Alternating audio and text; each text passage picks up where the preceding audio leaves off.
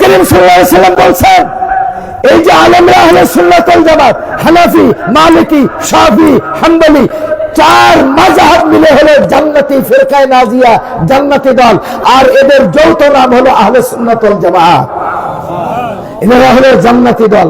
আমরা এই আহলে সুন্নাত ওয়াল জামাতের সঙ্গে থাকবো ইনশাআল্লাহ। সবাই থাকবেন। নারে তাকবীর, মুহাব্বতে জোরে লিল্লাহি তাকবীর। উলামায়ে হক, উলামায়ে হক, উলামায়ে দেওবন্দ, উলামায়ে কেরাম সম্পর্কে রাসূল করিম সাল্লাল্লাহু আলাইহি ওয়াসাল্লাম বলেছেন, মাসালুল উলামাই ফিল আরদ কামাসালিন নুজুমিন ফিস সামা। আল্লাহর আকাশে তারকা আছে, তারকাকে ইংরেজিতে বলা স্টার, বাংলা আমরা হিরো বলতে পারি, স্টার বলতে পারি, তারকা বলতে পারি। আল্লাহ রাসূল বলেন, মাসালুল উলামাই ফিল আরদ কামাসালিন নুজুমিন ফিস সামা। আল্লাহর আকাশে যেমন তারকা আছে, আল্লাহর তারকা আকাশে, এই জমিন ভূপৃষ্ঠের তারকা হলো উলামায়ে কেরাম। 22 গজের ভিতরে ছোট্ট একটা বল মারলে তারা আপনারা হিরো বানাই দিলেন। ছোট একটা বল নিয়ে 11 জন মিলে পায়ে লাথালাথি করলে এরা আপনি হিরো বানাই দিলেন। রাসূলুল্লাহ বলছেন, আমি মুহাম্মদ সাল্লাল্লাহু আলাইহি ওয়াসাল্লাম ঘোষণা করলাম, মাসালুল উলামায়ে ফিল আরদ কামাসালি নুজুমিন ফিস সামা। আল্লাহর আসমানে যেমন তারকা আছে, এই জমিনে আল্লাহর তারকা, আল্লাহর হিরো, আল্লাহর স্টার হলো উলামায়ে কেরাম। উলামায়ে কেরাম যতদিন থাকবে, ওই এলাকা অন্ধকার থেকে বেঁচে থাকবে। ওই এলাকার মানুষ নামাজি হবে, রোজাদার হবে, আল্লাহওয়ালা হবে, তাবলীগী হবে, পরহেজগার হবে, তাজকিয়া শিখবে, শরীয়তের উপরে চলবে। আর উলামায়ে কেরাম যদি না থাকে, ওই সমাজ ধ্বংস হয়ে যাবে। যাবে না? ইউতাদা বিহা ফি যুলমাতিল বাররি ওয়াল বাহর আওসাকু আন তাযিল্লুল হুদা। রাসূলুল্লাহ বলেন, দুনিয়া অন্ধকারে নিমজ্জিত হয়ে যাবে। আল্লাহর মেহেরবানি, আজকে আলেম ওলামারা তিনারা মাঠে নামছেন আপনাদের জন্য, আপনাদের দুনিয়া আখিরাতের কল্যাণের জন্য। উলামায়ে কেরামদের সঙ্গে আমরা থাকবো না থাকবো না? কে কে থাকবো ইনশাআল্লাহ? নারে তাকবীর, নারে তাকবীর। উলামায়ে কেরাম ইসলামের জন্য আমরা যদি দেখি, ব্রিটিশ খেদাও আন্দোলন, ব্রিটিশ খেদাও আন্দোলনে একদিনে 16,000 আলেমকে ফাঁসি দেওয়া হয়েছে। আলেমদেরকে এই ফাঁসির পরে তিনারা স্বাধীনতা এনে দিয়েছিলেন এই পাক ভারত উপমহাদেশে। সুবহানাল্লাহ।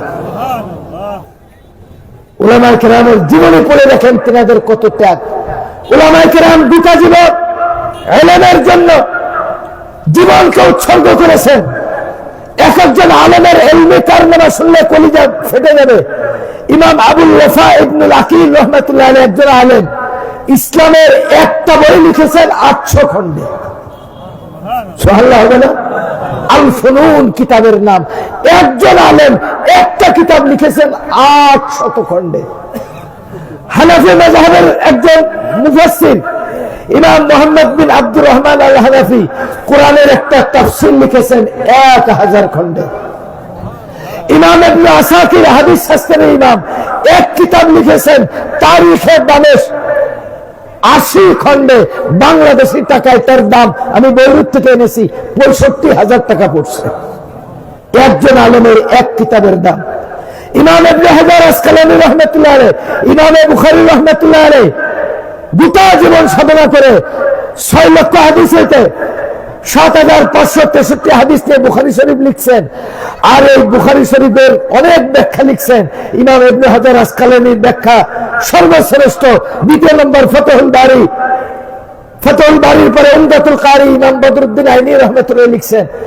ইমাম ইবনে হাজার আসকালানী এই যে বুখারী শরীফের শরহ লিখছেন, 29 বছর সময় ব্যয় করছেন তিনি।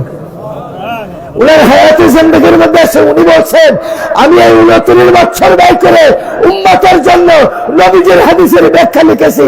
আল্লাহর কসম করে বলছি, এই 29 বছরের ভিতরে আমার দিলে একটা সগীরা গুনাহ দূরের কথা, সগীরা গুনার কল্পনাও আসে না।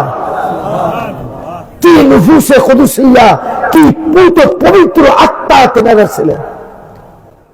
রাসূল করিম সাল্লাল্লাহু আলাইহি ওয়াসাল্লামের 10 লক্ষ হাদিস সংগ্রহ করেছিলেন। যারা হাদিস বর্ণনা করেছেন তাদেরকে আমরা বলা হয় রাবি। হাদিসের দুটি অংশ, একটা হলো রিওয়ায়াত, একটা হলো দিরায়াত। একটা হলো মতন মূল হাদিস, আর একটা হলো হাদিসের রাবীগণ, 2 জন আছে, 5 জন আছে, 7 জন আছে, একাধিক আছে। এই যে রাসূলুল্লাহ সাল্লাল্লাহু আলাইহি ওয়াসাল্লামের 10 লক্ষ হাদিস যারা সংগ্রহ করেছেন আল্লাহর নবী, এদের সংখ্যা হলো 6 লাখ। সুবহানাল্লাহ হবে না?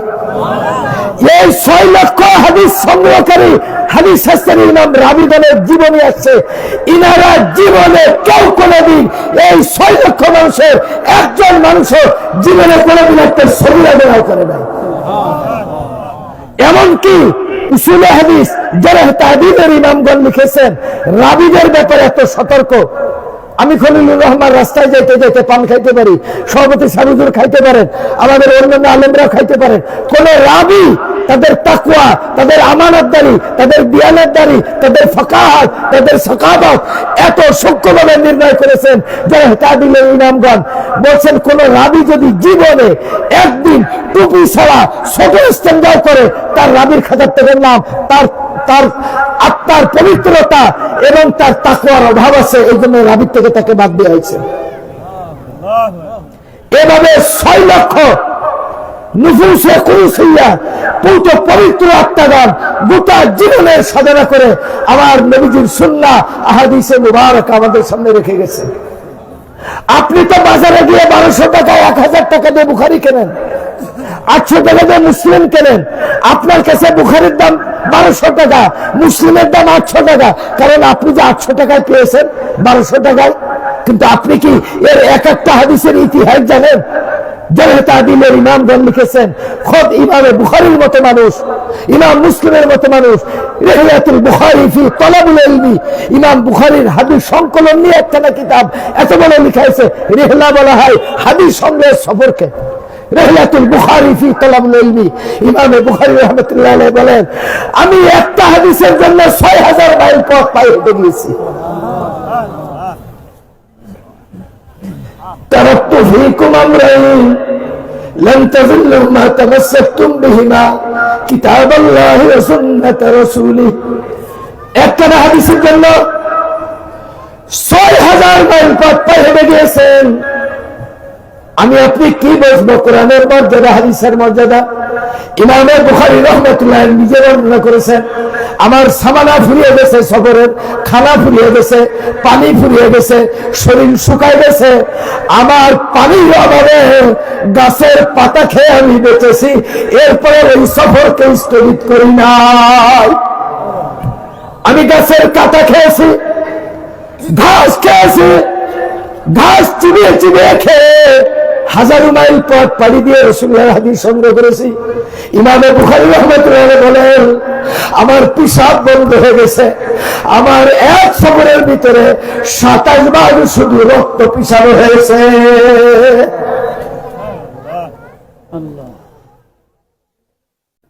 কত কষ্ট করে এই উম্মতের কাছে এই কোরআন হাদিস আমাদের কাছে আমানত রেখে গেছেন। ইন্নাল্লাহা ইয়া'মুরুকুম আন তু'আদ্দুল আমানাতি ইলা আহলিহা, কোরআনের ভিতরে একটা আয়াত আছে, তোমরা আমানতকে প্রাপ্যদের কাছে পৌঁছায় দাও। একটা হলো টাকা, একটা হলো স্বর্ণ, একটা হলো দুনিয়ার সম্পদ। ইমাম আল কুরতুবী রাহমাতুল্লাহ লেখেন, সব থেকে বড় আমানত মুসলমানদের কাছে হলো কোরআন আর সুন্নাহ। এই আমানতটা আল্লাহর পক্ষের আমানত, এ আমার একটা রাসূলুল্লাহর পক্ষের আমানত। তাহলে সেই ইসলামের পরে আমরা মহব্বত রাখবো ইনশাআল্লাহ, রাখবো ইনশাআল্লাহ। উলামায়ে কেরাম আহলে সুন্নাত ওয়াল জামাতের আমার কলিজার টুকরা মাথার তাজ হযরত উলামায়ে কেরাম যে আয়োজন করছেন, আপনারা ইনশাআল্লাহ খুশি তো? আগামীতে আরো বড় বড় দেশ বরণ্য উলামায়ে কেরাম আসবেন, আপনাদেরকে ইলমের আলোয় আলোকিত করবেন, আখিরাতের পথ দেখাবেন, জান্নাতের পথ দেখাবেন, হিদায়াতের পথ দেখাবেন, আপনাদেরকে বেহেশতের পথে পরিচালিত করবেন। একটা মানুষ ভ্যান গাড়ি কিনলেও এটা চালানো শেখে, আপনি বেহেশতের মালিকানা নেবেন, এখানে কিভাবে পৌঁছবেন এর জন্য গাইডলাইনের প্রয়োজন আছে না নাই? এই গাইডলাইন হলো হযরত উলামায়ে কেরাম। আল্লাহ তাবারক ওয়া তাআলা আজকের এই মাহফিলকে আল্লাহ কবুল আর মঞ্জুর করুন। আপনারা যারা মালি সাহায্য করেছেন, এই সাহায্যকে অব্যাহত রাখবেন। আমি বলে যাই, এই 1000, 5000, 2500 টাকায় মাদ্রাসা চলে না, মসজিদ চলে না, প্রতিষ্ঠান চলে না, এদের এত উপকার হয় না। হয় কি জানেন? আপনার উপকার। এই 500-1000 টাকায় আপনার জান্নাতে যাওয়ার উসিলা হয়ে যাবে। আল্লাহ তাবারক ওয়া তাআলা হযরত মাওলানা আবু বকর সাহেব সহ আরো উলামায়ে কেরামরা যারা এই আয়োজন করেছেন সকলকে মুবারকবাদ প্রদান করছি। আল্লাহ পাক যেন আমাদেরকে এই ক্ষুদ্র কথাগুলি কলিজায় গেঁথে রেখে গোটা পৃথিবীর অবগতনের কারণ হলো কোরআন সুন্নাহ ত্যাগ করা।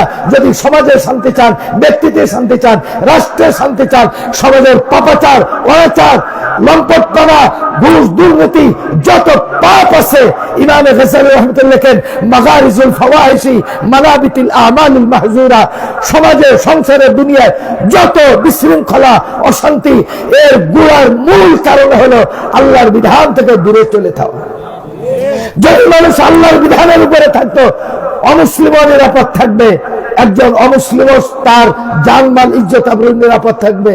কিন্তু আমরা এমনই সমাজে আসছি যে সমাজে খোদ কাবার ইমামের ইজ্জতের নিরাপত্তা নাই, এখন তো নিজের খেলায়। তো আল্লাহ তাবারক ওয়া তাআলা এই মাহফিলকে কবুলের মঞ্জুর করে নেন। আমার জন্য দোয়া করবেন, আমি অনেক অসুস্থ মানুষ। আল্লাহ তাবারক ওয়া তাআলা এই মাহফিলকে আল্লাহ পাক ভরপুর কামিয়াবি দান করুক। যারা সাহায্য করেছেন, যারা আয়োজন করেছেন, যারা শ্রবণ করেছেন, মালি তাআওয়ান করেছেন, আগামীতেও করবেন, আল্লাহ পাক সকলকে আজরে আজিম আল্লাহ পাক সবাইকে দান করুক। সুবহান রাব্বিকা রব্বিল ইজ্জাতি আম্মা ইয়াসিফুন ওয়া সালামুন আলাল মুরসালিন ওয়ালহামদুলিল্লাহি রাব্বিল আলামিন। দোয়া করে দাও। আল্লাহুম্মা আমিন। ربنا ظلمنا انفسنا وان لم تغفر لنا وترحمنا لنكن من الخاسرين. ربنا آتنا في الدنيا حسنة وفي الآخرة حسنة وقنا عذاب النار وادخلنا الجنة مع الأبرار يا عزيز يا غفار يا رب العالمين. اللهم إنك عفو كريم تحب العفو فاعف عنا يا كريم رب العالمين. এলাকার শীর্ষস্থানে উলামায়ে কেরামদের আয়োজনে আল্লাহ পাক এই পবিত্র মাহফিলকে কবুল ও মঞ্জুর করে নিক। এই মাহফিলকে আল্লাহ পাক ভরপুর কামিয়াবি দান করেন। আল্লাহ যারা আয়োজন করেছেন, সাহায্য করেছেন, আল্লাহ সকলকে আজরে আজিম আপনি দান করে দেন। আল্লাহ যারা কবরে শায়িত আছেন, গোটা পৃথিবীর বুকে যত মুমিন মুর্দাগান আছেন, আল্লাহ সকলকে কিয়ামত পর্যন্ত আযাব মাফ করে দিয়ে সকলকে বিনা হিসেবে জান্নাতি হওয়ার তৌফিক দান করে দেন। আল্লাহ পৃথিবীর জায়গায় জায়গায় দেশে দেশে নির্যাতিত মুসলমান, আল্লাহ তাদের উপরে খাস রহমত বরকত দান করে দেন। আল্লাহ খাস করে আপনার হাবিব বলেছেন খুরাসান বিজয় হবে, আল্লাহ আফগান বিজয় হয়ে গেছে। আল্লাহ আপনার নবী বলেছেন শাম বিজয় হবে, সাতুফতাহু আলাইকুমুশ শাম, শাম বিজয় হবে, আল্লাহ শাম বিজয় হয়ে গেছেন। আল্লাহ আপনার নবী বলেছেন এরপরে বাইতুল মাকদিস ফিলিস্তিন বিজয় হবে। আল্লাহ আমরা সেই প্রহার গুনছি, আল্লাহ আপনি অতি দ্রুত আমাদের কাবা ফিলিস্তিনকে আল্লাহ আপনি মুক্ত করে দিন জালেমদের অত্যাচার থেকে। আল্লাহ ফিলিস্তিনকে বিজয় দান করে দেন। আল্লাহ যারা অসুস্থ সুস্থতা দান করে দেন। আল্লাহ যারা ঋণী ঋণ থেকে মুক্ত করে দেন। যার যে দিলের হাওয়ায় গেছে সকলের দিলের নেক বাসনাকে কবুল আর মঞ্জুর করে নেন রব্বুল আলামিন। ইসলামের পথে আল্লাহ এই কঠিন মুহূর্তে আল্লাহ চাইছে মানে আপনার নবী বলেছেন হাতের তালুর ভিতরে জ্বলন্ত আগুনের টুকরা রাখলে যত কঠিন, এর থেকে ঈমান রাখা বেশি কঠিন। আল্লাহ আমরা নিশ্চয়ই সেই সময় চলে আসি। আল্লাহ আমাদের ঈমানকে হেফাজত করার তৌফিক দান করে দেন। আল্লাহ আমরা পারবো না আপনার সাহায্য ছাড়া, আপনার তৌফিক ছাড়া, আপনার মানসা ছাড়া, আপনার মাকসাদ ছাড়া। আল্লাহ ঈমানের উপরে চলে বড় কঠিন। আল্লাহ আমাদেরকে সেই ঈমানে কামেল মুমিন হওয়ার তৌফিক দান করে দাও। আবু মুসলিম খাওলানির মতো ঈমান বানায় দাও। আল্লাহ সালাম নবী হুযায়ফার মতো আল্লাহ তুমি আমাদেরকে ইলম এবং তাকওয়া পরহেজগারি আমানতদারি দিয়ানতদারি তুমি দান করে দাও। আল্লাহ গোলাম থেকে হযরত ওমর থেকে অর্ধেক দুনিয়ার বাদশা বানাইতে চেয়েছিলেন। আল্লাহ কত ইলম তিনি শিখেছিলেন, কত জ্ঞান অর্জন করেছিলেন, কত তাকওয়া তিনি অর্জন করেছিলেন। আল্লাহ সাহাবায়ে কেরামের নকশে কদমে আমাদেরকে চলার তৌফিক দান করে দেন। পর্দার আড়ালের মা বোনদেরকে রহমত দান করে দেন। এই এলাকার ব্যবসায়ী ভাইদের মধ্যে রহমত দান বরকত দান করে দেন। আল্লাহ সকলের কামাই রোজগারে বরকত দান করে দেন।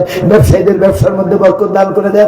আল্লাহ হালাল রিজিক খাওয়ার তৌফিক দান করে দেন। কৃষকদের ক্ষেত ফসলের মধ্যে বরকত দান করে দেন। আল্লাহ আল্লাহ আমাদের সবাইকে আল্লাহ আপনি শাহাদাতের মৃত্যু নসিব করে দেন।